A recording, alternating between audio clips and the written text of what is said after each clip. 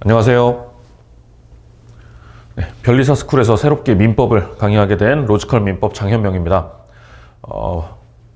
일단 신치의 강의 들어가기에 앞서서 연간 커리큘럼 소개를 좀 먼저 드릴 텐데요. 기본적으로 제가 가지고 있는 여러분들과 함께 1년 동안 하면서 가지고 있는 기본적인 목표, 짧고 굵게 하자. 요겁니다. 짧고 굵게. 그래서 민법 어마어마하죠. 그렇죠. 뭐 천몇백 페이지짜리 책을 보셔야 되는데 그걸 어떻게 하면 짧게 줄일 수 있을까? 이런 것만 이제 연구를 하고 공부를 하고 있습니다.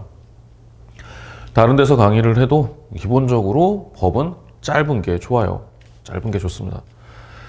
여러분들 보고 너네들이 줄여야 된다라고 가르치는 방법도 한 가지가 있고요. 그 다음에 제가 최대한 줄이고 함께 줄여보자 라는 방법이 한 가지가 있는데, 전자의 방식, 그러니까 여러분들이 최대한 줄여야 됩니다 라고 하는 것은요, 논술 시험을 보는 과목 있잖아요. 그렇죠?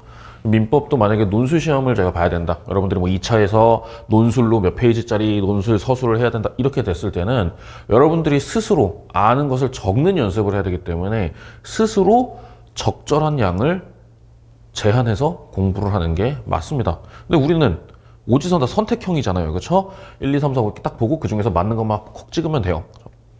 그러면 지금까지 나왔던 1, 2, 3, 4, 5 이렇게 해가지고 나왔던 지문들 속에 도대체 어떤 이야기들이 있느냐, 요걸 보는 게 사실 민법의 핵심입니다. 그래서 흔히 말하는 이 선택형 시험, 객관식 시험하고 논술식 시험의 차이에서 가장 중요한 거, 객관식에서는 안 나올 거 보지 말자, 또는 설사 몇 번 나왔다 치더라도 중요하게 다뤄지지 않은 건 보지 말자 라고 하는 게 가장 중요한 부분이에요. 제가 여러분들에게 가장 강조하고 싶은 게 바로 그 부분입니다. 근데 시작할 때부터 제가 딱 추려놓고 요것만 외워라 라고 해가지고 탁 몇백 페이지 드리고 나면 여러분들 딱 읽을 때 힘들잖아요. 그렇죠? 힘들지 않게 제가 최대한 사인을 드리는 거예요. 표지판을 드리는 겁니다. 표지판을. 여러분들이 뭐 길을 갈 때도 표지판이 적절한 곳에 있으면은 엉뚱한 길로 새지 않고 정확히 갈 곳을 보고 갈 수 있잖아요. 화살표 모양이 어떻게 되어 있느냐에 따라서 내가 지금 가는 길이 어떤 모양으로 가고 있구나 라는 것을 알 수 있게 됩니다. 제가 가장 많이 해드리는 역할이 바로 그런 표지판 역할이에요. 그것을 어떻게 달성해 나갈 것이냐 라는 것을 지금부터 잠깐 말씀드리겠습니다. 일단 잘 아시다시피 민법이라고 하는 과목은 1차 시험에서 반드시 보셔야 되는 과목이에요. 저 같은 이제 법을 공부한 사람 입장에서 굉장히 감사한 게 뭐냐면, 그래도 법학을 우대해주는, 또는 법학이라는 과목이 중요하다라는 것을, 또 실무적으로도 필요하다라는 것을 알아주는 시험이 있구나 라는 게 굉장히 좋아요. 다른 공무원 시험, 다른 자격증 시험에 비해서 법 과목의 비중이 매우 높은 그런 시험이잖아요. 그렇죠? 물론 뭐 변호사 시험이라든지 법무사 시험이라든지 이런 것들 그냥 법만 이렇게 딱 보는 그런 시험이고, 요걸 제외한 시험들 중에서 법이 가지고 있는, 법학이 가지고 있는 비중이 가장 높은 시험이 바로 변리사 시험이고, 특히 여러분들이 보는 이 산업재산권이라든지 이런 것들과는 달리 민법은 아예 그 스타일이 좀 다르기도 하거든요. 물론 연관은 되어 있습니다. 연관되어 있는데 공부하는 입장에서, 특히 처음 공부하는 입장에서는 전혀 다른 성격인 것처럼 보여요. 그럼에도 불구하고 이만큼 대접을 해주니까 사실 굉장히 고마운 그런 시험이죠. 여러분들이 아시면 정말 도움 됩니다. 지금 민법 잘 하시고 그 다음에 나중에 2차 가가지고 또 민사소송법도 하시고 다 하시잖아요. 그러고 나면 여러분들 어디 가기 좋아요? 로스쿨 가기 좋아요. 로스쿨 가기 좋습니다. 그 여러분들 중에 혹시 나는 계산 되게 잘한다, 나는 뭐 경제학 이런 것도 되게 잘할 것 같다 라는 생각 들잖아요. 나중에 뭐 하시면 돼요? 당연히 회계사 이거 하시면 돼요. 뭐 변호사, 변리사, 회계사 이거 다 갖고 있는 거, 이거 가능합니다. 물론 대한민국에서 가장 똑똑한 사람이라는 이제 증명도 같이 나오는 거예요. 그렇죠? 전통적으로 고시라는 거 있잖아요. 고시 5급 시험, 고등고시라고 하는 시험, 그리고 공인회계사 시험, 그리고 변리사 시험이 가장 또 난이도도 높고 또 수험생들 입장에서 가장 부담을 많이 느끼는 그런 시험이기는 한데, 그 중에 제가 봤을 때 이 변리사 시험에서 핵심이 되는 것 중에 하나가 바로 민법인 것 같아요. 난이도도 높고 분량도 많고 그래서 부담을 많이 주는, 그리고 단일 과목으로 100점짜리가 이게 딱 들어가잖아요. 그렇죠? 단일 과목으로 얼마나 깝깝합니까? 그렇죠? 이 민법이라고 하는 과목은 보시다시피 총칙, 그 다음에 물권, 그리고 채권 이렇게 구별이 됩니다. 물론 뒤에 보면은 이제 친족 상속법 분야도 나오긴 나와요. 요거는 상식적으로 여러분들이 나중에 좀 알아두면 도움이 되는, 뭐 인생 기니까요, 그렇죠? 우리가 뭐 결혼을 하게 될 수도 있고 자식을 낳게 될 수도 있고 여러 가지 일들이 벌어질 수가 있어요. 그런데 굉장히 도움이 될 수 있는 일이고, 근데 우리 시험에서는 친족 상속은 묻지 않습니다. 앞에 나오는 총칙, 물권, 채권까지만 봐요. 근데 채권에서도 총론과 강론으로 이렇게 나눠지게 되죠. 이게 어느 하나 거를 타선이 없습니다. 사실 그래도 요거보다는 저게 좀 쉽지 않을까 싶은데 중간중간에 잠시 쉬어가는 타이밍이 올 뿐이에요. 어느 하나 거를 타선이 없을 만큼 난해한 부분들이 굉장히 많습니다. 근데 그만큼 또 여러분들이 잘 만들어 놓으시면 다른 과목을 공부하실 때도, 그 다음에 뭐 소송법 과목을 공부하실 때도 훨씬 더 도움이 되는 그런 부분을 제가 말씀을 드릴 거예요. 특히 민사소송법에 보실 때도 함께 알면 도움이 되는 게 참 많아요. 민사소송법이랑 민법이랑 함께 알면, 같이 알면 도움되는 게 참 많거든요. 그런 것들도 도움이 꼭 될 거라고 저는 확신을 하고, 자, 민법 시험만 또 이렇게 때로 띄어나와가지고 보겠습니다. 그러면은 1차 2교시에서 70분간 오지선다형인 거죠. 저 오지선다형. 5개 중에 맞는 것을 골라라 라고 하는 문제. 그런데 이 오지선다로 보는 다른 시험 문제, 특히 자격시험이라고 할 수 있는 법무사 시험이라든지 아니면은 공무원 시험이라고 할 수 있는 뭐 법원 행시 시험이라든지 이런 데서 비교를 좀 해보다 보면 비교적 조문형 문제가 좀 많이 나옵니다. 조문형 문제가. 여러분들이 법무사 시험이나 아니면 변호사 시험 또는 법원 행시 시험 이런 것들을 혹시라도 보실 기회가 있으면은 한번 보세요. 그러면 지문 자체가 판례 문장을, 그것도 굉장히 장황한 판례 문장을 놓고 요즘에는 더 길게 하려고 쟁점을 하나에 한 문장만 두는 게 아니라 쟁점 2개나 3개를 연달아 가지고 길게 내요. 그래서 문제지가 딱 있는데 문제지가 이제 길게 있으면 이렇게 반 나눠요. 2개 단어로 나눠갖고 이렇게 순서대로 하나, 둘, 셋, 넷, 다섯, 여섯, 일곱, 여덟 이런 식으로 문제가 나오는데 요즘에 보면 하나가 그냥 한 페이지 다 차지고 반 페이지 이상 되는 것도 있어요. 이렇게 판례에서 또 특수한 영역의 판례들, 그 다음에 다른 과목과 좀 연계된 지식을 요하는 판례들을 묻는 경향이 좀 강한 반면에 변리사 시험 민법은 이 조문을 알고 있느냐라고 하는 비중이 굉장히 높습니다. 판례 문제라든지 사례 해결형 문제라는 것도 결국은 조문을 통해서 해결을 해야 되는 거거든요. 그럼 저는 뭘 강조할까요? 여러분들한테 판례 외워라라고 강조를 안 해요. 조문을 최대한 확실하게 익히고 가자라고 말씀을 드립니다. 조문을 익히는 데 있어서 정말 중요한 게 뭐냐? 용어 싸움이에요. 단어를 알면 문장이 풀리는 경우가 있죠. 그렇죠? 우리 영어 공부할 때도 그렇잖아요. 영어 공부할 때도 사실은 궁극적으로 가면 문법을 잘 아는 사람이라든지 뭐 이런 게 중요한 게 아니라 단어를 많이 외운 사람이 절대적으로 유리해지는 지점이 옵니다. 그렇죠? 어느 정도 수준 이상으로 가면 단어를 많이 알아야 되죠. 법학도 마찬가지예요. 어느 정도 수준 이상이 되면 단어를 많이 아는, 그래서 민법도 단어를 많이 아는 사람이 되고 그 단어를 대입해서 조문의 내용을 보게 되고, 그 조문이라는 게 항상 어떤 상황을 전제로 해요. 사람들끼리 둘이서 충돌하는, 치고받는 상황을 전제로 해요. 그렇기 때문에 그 사람들끼리 갈등 상황을 그릴 수 있으면 됩니다. 그러니까 용어를 알 만큼 알고 갈등 상황이 어떤 상황인지에 대해서 머릿속으로 또는 종이에 그려낼 수 있으면 되는 문제고, 판례나 사례에 나오는 것들도 그렇게 이례적인 형태가 나오지 않고 조문을 대입해버리면, 그러니까 조문이라는 공식에 대입을 해버리면 나오는 그런 문제가 굉장히 많이 나옵니다. 그게 상당히 좋은 그런 시험이에요. 어쨌든 여러분들은 조문을 많이 보셔야 되고, 그래서 저도 여러분들에게 조문 해설형 강의를 굉장히 많이 할 예정입니다. 조문 개수가 760개가 넘어요. 채권법까지 다 합치게 되면. 근데 오지선다라고 해봐야 한 200개 나온다는 거잖아요. 그렇죠? 200개 중에서 조문에서 나오는 거 해가지고 100개 좀 넘게 나온다 치고, 그러니까 조문 자체, 그다음에 조문을 1차원적으로 묻는 것뿐만 아니라 조문을 알고 문장을 읽으면 해결되는 것까지 해가지고 그렇게만 놓고 보면은 그래도 절반 이상, 100개 이상 나오거든요. 그러면 일단 반 이상은 맞겠죠, 우리가 시험에서. 그렇죠? 시험에서 일단 50점 이상은 기본 강의만 봤어도 충분히 획득 가능하다라고 저는 말씀을 드리고 넘어가겠습니다. 판례를 묻는 거에서는 결국 조문을 제대로 적용을 시키느냐 못 시키느냐라고 하는 중요 판례 중심으로 나옵니다. 좀 이례적인 판례들은 상대적으로 덜 나오고요.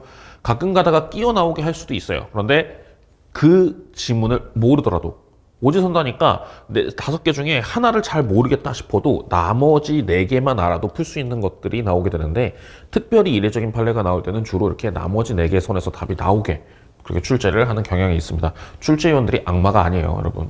절대로 악마가 아닙니다. 사례 해결형이라고 하는 것은 사례형 문제를 주는 거죠. 그래서 갑은, 뭐는 A는 이렇게 시작합니다. 저 사람 등장인물이 먼저 시작해요. 그때는 여러분들이 어쩔 수 없어요. 그림 그리는 겁니다. 저 수업할 때 계속해서 그림 그릴 거예요. 갑, 을, 병, A, B, C 해가지고 이 사람들이 뭐를 얘기하고 뭐는 뭘 했고 누가 계획을 맺었는데 누가 무슨 짓을 했고, 이 얘기를 누차 강조해서 반복해서 말씀드릴 거예요. 그 그림을 딱 이해를 해야 돼요. 누구나 공부를 하면요, 요 단어가 나오는 것은 어느 챕터에서 나왔었다라는 것을 알긴 압니다. 어느 챕터에서 나오는 건 아는데 그 챕터 속 상황이 어떻게 이루어졌던 거지? 라고 하는 거를 그림으로 딱 그려낼 수 있느냐 없느냐. 예. 제도가 나오면 그 제도의 등장인물, 뭐 무권대리다, 그럼 무권대리 나오는 등장인물 간의 관계, 뭐 채권 양도다 라고 하면 채권 양도에서의 관계, 뭐 보증이다 그럼 보증에서의 채무자 채권자 보증인의 관계, 이런 것들을 그려낼 수 있으면 되는 거니까, 어쨌든 좋은 문을 알면 파생 문제들은 좀 더 쉽게 풀린다라는 거 기억하고 넘어가겠습니다. 민법이 되게 어렵다 그래요. 그렇죠? 양도 많고 어려워요. 그렇죠? 제일 큰 2가지가 분량과 용어죠, 사실은. 체계가 잡기가 어렵다라고 말씀하시는 분들도 되게 많은데, 사실 체계는요, 안 잡힌 상태에서 시험 봐도 붙습니다. 극단적으로 말씀드리면 체계가 딱 완벽하게 싹 잡히지 않아도 붙을 수 있는 거예요. 우리 시험에서 요구하는 점수 수준은 체계를 완전히 잡지 않아도 됩니다. 대신에 내가 빠른 시간 내에, 필요한 시간 내에 필요한 개수의 문제를 풀어야 되기 때문에 용어라든지 또는 이 읽는 속도라든지 이 부분은 굉장히 중요한 부분입니다. 그래서 용어, 그 다음에 양, 이 2가지 큰 산을 어떻게 해결할 것인가 라는 것을 가장 중점적으로 제가 타개해야 되는 목표로 설정할 거고요. 여러분들이랑 같이 나가는 겁니다. 같이 최대한 양을 줄이고 쉽게 설명을 한다라는 거고, 그렇게 하다 보면 체계까지 잡힐 수가 있어요. 사실 분량의 문제와 체계의 문제는요, 이렇게 동떨어진 문제가 아닙니다. 분량이 많다고 느껴지는 게 실제로 체계가 완전히 잡히지 않으니까 중구난방인 것들처럼 보여서 그래요. 근데 사실 이 2가지는요, 같은 해결 방법이 있습니다. 민법이 추구하고 있는 이 본질적 가치관을 잘 잡으면 됩니다. 조금 이따가 더 자세히 말씀을 드릴게요. 말씀드린 것처럼 용어의 문제, 그 다음에 분량의 문제, 이런 것들이 제가 중점적으로 여러분들과 함께 나아가야 하는 그 목표라고 했었죠. 그렇죠? 여러분들의 지식을 높이는 데 있어서 가장 핵심은 결국은 쉽게 설명하고 양을 줄이는 거예요. 그 강의를 위해서 어떻게 할 것이냐, 원리와 논리라는 것을 중시하게 됩니다. 도대체 민법은 뭐 하자는 법인가? 도대체 이 상황에서 중요한 가치는 무엇인가? 사실 그래요. 얘랑 싸웠는데 우리는 딱 보면 얘를 딱 편들어주는 어떤 그런 상식적인 결론이 도달할 때도 있고요. 또는 얘를 편들어주는 상식적인 결론에 도달할 때도 있어요. 우리가 인생을 살다 보면은 비슷비슷하게 살거든요. 그렇죠? 아주 희한한 부분에서는, 극단적인 부분에서는 좀 생각이 많이 갈릴 수 있어요. 그렇죠? 그러나 똑같은 상황을, 똑같은 양의 정보를 완벽하게 딱 정해진, 정말 전지적 작가 시점으로 사실관계를 다 아는 상태로 딱 보고 있는 상태에서는 평가가 크게 달라지진 않습니다. 어떻게 보면은 사실관계를 모르니까 우리가 이런 게 아닐까 저런 게 아닐까 뭐 이렇게 추론하고 추정하다 보면 생각이 달라지는 거지, 인생 살면서 경험하는 대부분의 문제가 대부분의 경우에 사람들의 생각이 크게 달라지진 않아요. 이게 왜 크게 달라지지 않느냐? 원리나 논리라고 하는 게 정해져 있어서 그래요. 둘 중에 누가 더 잘못했어? 얘요. 둘 중에 누가 더 불쌍해? 얘요. 뭐 이런 거는 당연한 얘기란 말이에요. 그거 찾는 게 항상 동반돼야 됩니다. 그렇죠? 그래서 질문을 읽었을 때 길었다라고 했을 때 그래도 가장 확실한 건 뭐냐면, 그래서 얘가 지금 권리를 누려야 돼 말아야 돼, 얘가 지금 책임을 져야 돼 말아야 돼, 얘네 둘이 있으면 누가 더 괴로워야 돼, 누가 더 대접받아야 돼, 이거를 여러분들이 설정을 해놓고 있으면 아, 요 둘 중에 얘가 대접 더 받아야 되는 요건, 얘가 대접을 더 받아야 되는 요건, 이런 것들을 금방 분류해낼 수 있어요. 그렇게 보다 보면 아, 전체적으로는 그래도 비슷한 소리 하고 있구나 라고 생각이 듭니다. 전반적으로는 비슷한 소리 하고 있구나 이런 생각이 들게 돼요. 예. 그 부분을 통해서 어떻게 해요? 아, 여기서 핵심은 이거다. 여기서 우리가 그냥 무턱대고 외워야 되는 게 아니라 그래, 얘가 더 그럴 만한 자격이 있어 라고 생각을 하게 되는 거죠.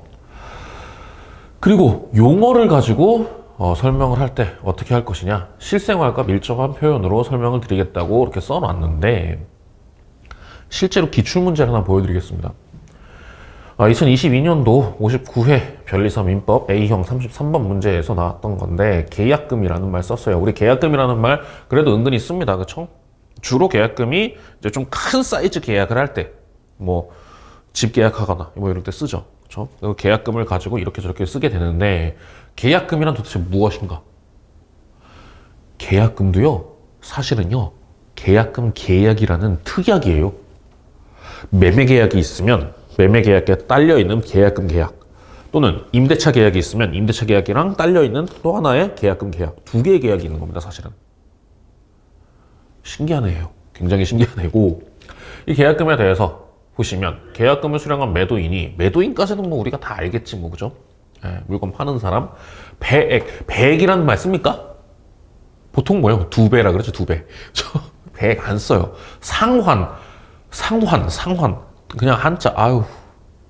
한글로 표현하면 되돌려주다. 상환, 되돌려주다. 매수인이 이를 수령하지 않으면 공탁. 야, 공탁은 또 뭐니? 공탁도 있어요, 공탁제도. 해제. 참, 해제.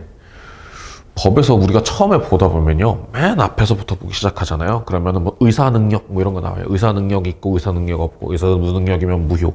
그 다음에 행위능력이 있거나 제한능력이거나, 그래서 행위능력이 제한되어 있으면 취소, 무효 또는 취소. 그 다음에 뒤에 계약법에 보면 해제, 이런 것들이 나오게 됩니다. 무효, 취소, 해제가 비슷해요. 거의 고만고만해 보입니다. 현실에서는 우리는 뭐라고 표현하느냐? 환불해 주세요. 없었던 일로 할게요. 물읍시다. 이런 식으로 표현을 하는 건데, 이 해제 하나만 놓고 봐도 이것도 굉장히 어렵고 난해하고 복잡한 논리들이 들어갑니다. 이렇게 1번에서는 배액, 상환, 해제, 공탁, 그 다음에 2번에 제일 황당한 거 최고. 야, 최고가 뭐야? 최고. 최고. 그 다음 토지거래 허가구역. 야, 토지거래 허가구역. 왠지 부동산 투기 느낌은 나죠, 그쵸? 근데 그게 도대체 뭔지 몰라요. 이것도 다 배웁니다. 총칙에서 다 배워야 돼요, 토지거래 허가구역도. 그 다음에 법정 해제권. 우리가 법정 들어가면 또 왠지 또 무서워, 그죠? 법정 해제권. 우리가 법정이라는 말이 어디서 들리냐면, 무슨 영화나 드라마에서 이렇게 검사가 구형을 한단 말이에요. 피고인을 법정 최고형인. 법정 최고형 하니까 또 우린 또 이게 사형 생각하죠. 법정 최고형이 사형인 경우도 있고 아닌 경우도 있고. 법정. 법에서 정한. 그냥 법에 규정돼 있으면 법정이에요. 법정 해제권. 표현이 어렵고.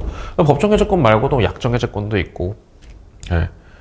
합의에 의한 해제도 가능하고 여러 가지가 있습니다. 그 다음에 위약금이라는 말도 있네요. 계약금은 무엇이고 위약금은 무엇인가. 위약금도 우리 많이 말 썼잖아요, 그렇죠? 또 연예인들 보다 보면 뭐 위약금 뭐 이렇게 나오는 경우도 있고, 아주 복잡한 말들 많이 등장하는데, 이렇게 한 문제에서만 보더라도 난해한 핵심 개념들이 많이 나와요. 제가 말씀드렸지만 어휘력을 향상시키는 거, 용어를 향상시키는 게 여러분들에 있어서 가장 중요한 부분이에요. 실제로 법학을 공부할 때, 특히 민법 같은 걸 공부할 때 여러분들이 무슨 마인드를 가지는 게 좋냐? 얘네들은 훈민정음으로 써있긴 하지만 그럼에도 불구하고 외국어다라는 관념을 가지시는 게 좋습니다. 외국어예요, 외국어. 그러니까 단어 하나하나 여러분들이 알아야 돼요. 기억해야 돼요. 그게 핵심이에요. 훈민정음이지만 사실은 외국어다라는 겁니다.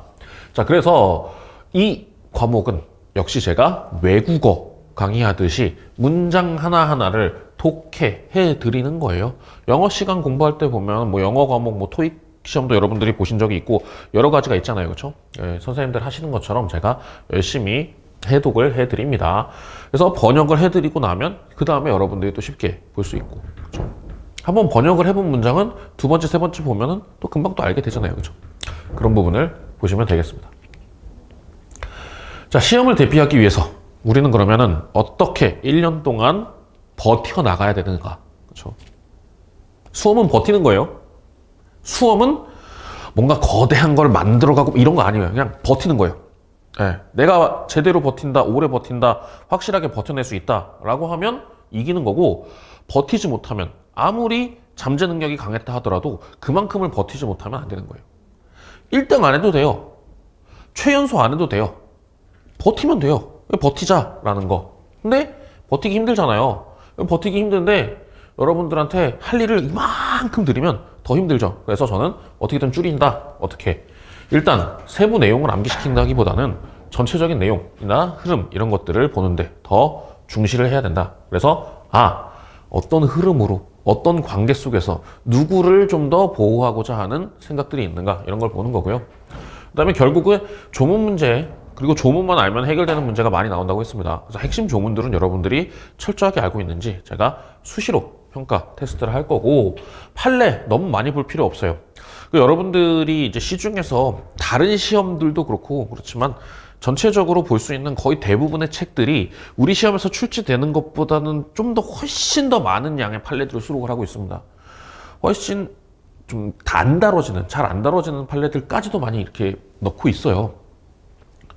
그거 등급을 나눠야죠. 그쵸? A등급 판례도 있고 B등급 판례도 있고 C등급. 다시 말하면 출제 빈도가 높은 것 또는 우리가 이거는 무조건 맞춰야 된다 싶은 거.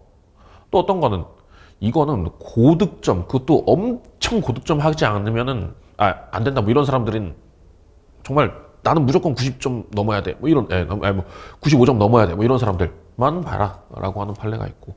이렇게 등급을 나눠 드릴 거예요. 근데 그 중에 기본 판례, 다시 말하면은 매번 나오는 거, 우리 시험이든 남의 시험이든 간에 매번 계속해서 반복해서 나오는 거, 이런 것들은 철저하게 기억을 해달라는 겁니다.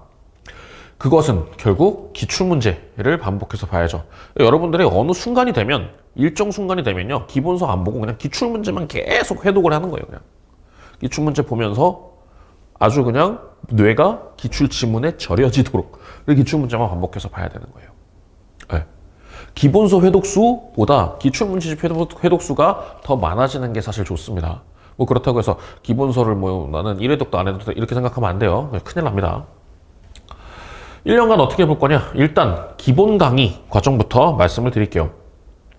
기본 과정은 이제 한 3월부터 5월 정도경에 실시를 할 예정이고요. 제가 45회 내외 정도로 계획을 하고 있습니다.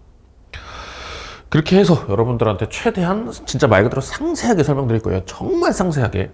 어떻게 조문 하나하나를 다 뜯어가지고 문장의 내용을 그대로 번역을 해서 드릴 거예요. 번역을 해서 여러분들이 내용을 알게 되면 어떻게 해요? 체크를 하는 겁니다. 저 조문 상식적이다. 그러면 이거는 상식적인 조문가 뭐예요? 내가 에너지를 좀 덜 써도 되는 거. 근데 이 조문은 좀 특이하네. 이거는 왜 이럴지? 왜가 잘 납득이 안 되는 게 있어요. 상식적이라는 거는 왜가 납득이 되는 거예요. 근데 비상식적인 거는, 상식적이지 않은 거는 틀렸다는 게 아니라 그냥 단순 암기해야 된다는 거예요. 뭐 예를 들면 소멸시효, 10년의 소멸시효, 3년의 소멸시효, 1년의 소멸시효 그냥 외워야지 뭐 어떡해요. 누가 10년으로 정했어요? 누가 1년으로 정했어요? 20년짜리도 있어요. 20년? 뭐 누가 정했어요? 그냥 법을 정하다 보니까 정한 거예요. 그죠? 네. 그렇게 기술적인, 테크니컬한 부분도 있고 원리적인, 논리적인 부분도 있으니까 단순 암기해야 되는 것들은 요것들은 그냥 아무 생각 없이 외워주자라는 것들이 등장을 하게 되고, 또 이해하는 조문들은 제가 번역을 해드렸을 때 이해가 되는 조문들은 그냥 알고 넘어간 겁니다. 이거는 법은 원래 그걸 추구하는 거야 라는 것을 이해하고 넘어가면 되겠습니다. 자, 그 다음에 기출문제 한 7월 8월 정도에 실시가 될 예정인데요. 기출문제 같은 경우에는 한 30회 이내 정도로 기출문제를 볼 겁니다. 최근의 기출들 최소한 5개년 이상의 기출들을 모아서 볼 거고요. 다 보고 나면 이제 그때부터 여러분들은 사실은 뭐예요? 스스로 돌려도 돼요. 스스로 돌려도 되는데 그 다음에 이제 중급 강의 과정이 10월, 11월 이런 때 해가지고 한 20회 이상, 20에서 25회 정도 진행을 할 예정입니다. 이거는 사실 반복의 의미가 좀 더 커요. 예, 안 다뤘던 내용을 비로소 다루겠다 이런 것들은 거의 없습니다. 중급 강의 때 그렇게 많이 안 할 거고요. 새롭게 알려드리는 내용이 추가되는 건 그렇게 많지 않을 거예요. 다만 여러분들이 이 중급 강의 과정 때 보셔야 되는 건, 자, 기본 강의 때 확 올려놨어요. 그러다가 조금 떨어졌는데 기출문제 하면서 지식을 더 높이 올려놨어요. 근데 그 상황에서도 나중에 떨어지고 아직 내 것이 안 되고 제대로 다져지지 않고 이렇게 봄에도 불구하고 벌써 세 번째인데도 불구하고 생소하다 싶은 그런 부분들을 스스로 체크를 해나가는 과정이 가장 중요한 겁니다. 시험 잘 보는 사람은요, 뭘 잘하냐면 딱 봤을 때 이건 내가 아는 거, 이건 내가 모르는 거, 또는 이건 내가 애매하게 알아서 맞을 때도 있고 틀릴 때도 있는 거, 또는 이건 나왔다 하면 계속 틀리는 거, 왠지 모르겠는데 하여튼 계속 틀리는 거, 이것을 스스로 머릿속에서 구별 잘하는 사람들이 점수가 높아져요. 왜? 불필요한데 시간 안 쓰고 필요한 데만 집중해서 쓰거든요. 그렇죠? 그래서 중급 강의를 할 때까지 여러분들이 내가 확실하게 다져진 부분과 그렇지 않은 부분을 알다 라고 하는 것을 마무리를 해줘야 되고, 뭐 필요하지 않으신 분들, 특히나 뭐 수험 경력이 좀 길다 싶으신 분들 있잖아요. 그런 분들 같은 경우에는 이때 이제 본인의 회독을 많이 해주는 그런 방향으로 가셔도 됩니다. 그 다음에 마지막으로 마무리 한 5번 정도 할 건데, 뭐 최신 판례 특강 하는 것들, 그 다음에 최신 문제들, 또 모의고사들 이런 것들을 가지고 마지막에 할 예정입니다. 마무리 같은 경우에는 한 1월경에 실시할 예정이고요. 저는 나름대로 여러분들께 단언할 수 있는 건 요렇게 편성이 되어 있는 것까지는 모르겠지만 어찌됐든 간에 대한민국에서 제공되고 있는 이 변리사 민법 강의 중에서는 가장 짧은 양을 여러분들에게 드리겠다. 가장 적은 양, 가장 짧은 강을 강의하겠다라는 겁니다. 적은 양이나 짧은 강의라고 해서 시험에 나올 것들임에도 불구하고 안 하고 넘어가지 않아요. 시험에 나오는 것 이상은 합니다. 이상이 아니라 초과해서 합니다, 분명히. 그렇지만 불필요하게 늘리지 않겠다라는 거예요. 굳이 안 공부해도 될 것은 과감하게 안 해도 된다. 만약에 나오면 아는 거 가지고 생각해서 풀면 돼요. 원리 논리 가지고 풀면 됩니다. 그거 되게 만들어 드릴게요. 아시겠죠? 이렇게 믿고 따라오시면 되겠습니다. 어쨌든 짧고 굵게 양으로 승부하지 말고 질로써, 그렇죠? 그리고 우리 스스로가 어때요? 어느 순간 마무리가 됐을 때 민법이라는 게 생각해보니까 너무 당연한 소리야 라는 말이 자연스럽게 나올 수 있도록 그렇게 보는 겁니다. 민법은요, 수백 년, 천년 이상을, 수백 년 또는 천년 이상을 거쳐오면서 지금까지 살아남은 법 조항들이 대부분인 거예요. 인간이 수백 년 동안 살면서 뭐 거래를 하고 뭐 돈을 뭐 이렇게 주고 뭐 물건을 사고 서로 치고받고 싸우고 하는 과정에서 지금까지 살아남은 해결 방식은요, 나름대로 의미가 있지 않겠습니까? 여러분들도 굳이 법을 공부하지 않았어도 그 해결 방식이 나름대로 뭐예요? 합리적이다고 느낄 수밖에 없죠. 그렇죠? 바로 그 포인트입니다. 바로 그 포인트를 중심으로 우리가 민법을 공부해 나가는 그런 겁니다. 자, 여기까지 제가 준비한 커리큘럼 안내였었고요. 더 재밌는 내용은 이제 기본 강의 시작해서부터 아주 최대한 여러분들에게 과목에 대한 흥미를 느낄 수 있도록 제가 최선을 다해서 준비를 하겠습니다. 여러분들도요, 버티겠다는 마음, 그렇죠? 사이클이 있어요. 잘 될 때가 있고 안 될 때가 있고, 내가 이해가 잘 되는 부분이 있고 안 되는 부분이 있고, 다 이런 것들이 공존합니다. 그럼에도 불구하고 어쨌든 처음부터 끝까지 버티겠다라고 하는 마음, 그것만 가지고 들어오시면 됩니다. 더 큰 목표, 그건 여러분들 스스로 가지시는 거고요. 저한테 올 때는 나는 함께 버티겠다, 저 사람이 버티고 있고 나도 버티겠다, 같이 버텨보겠다 라는 마음만 딱 들고 그렇게 강의실로 와주셨으면 좋겠습니다. 본 강의에서 뵙겠습니다. 감사합니다.